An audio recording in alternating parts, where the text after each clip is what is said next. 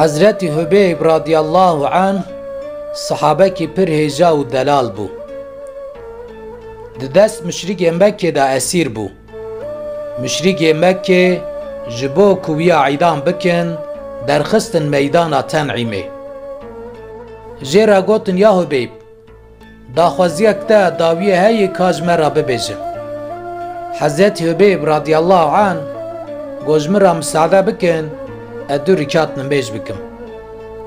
جیرا مساعده کرن حضرت حبیب رضی الله عنه عجله دسمیش گرد و دو رکات نمیج کرد. مشرکا گوت و عجله بونا تج بوی چی یا حبیب ده چرا وانی عجله کرد؟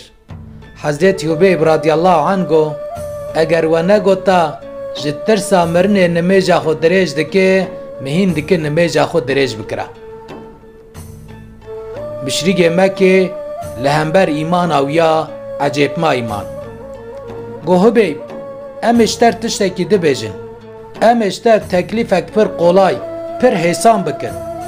اگر توی تکلیف ما قبول بکه ام تسربست بردن.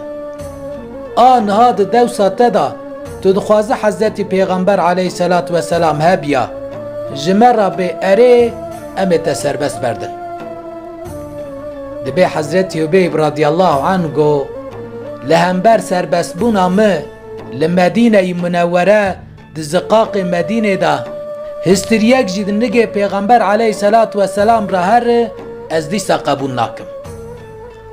مشریک حرس بون گویاب گوتن مدن هسکرم بدن زو لیخم بکجن جورو ویدا تیرکوان آویتن رم آویتن و حضرت حبیب رضی الله عنه شهید کرن.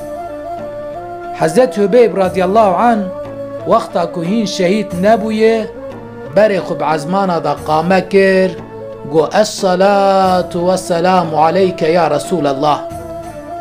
گو ای خدای می دلوان دوی سلاوا ما بگین حضرت پیغمبر علیه الصلاة والسلام. دبیجم پیغمبر ما علیه الصلاة والسلام جی لمدینه منور د مسجد نبوی دا به صحابه کرام را صحبت دکر.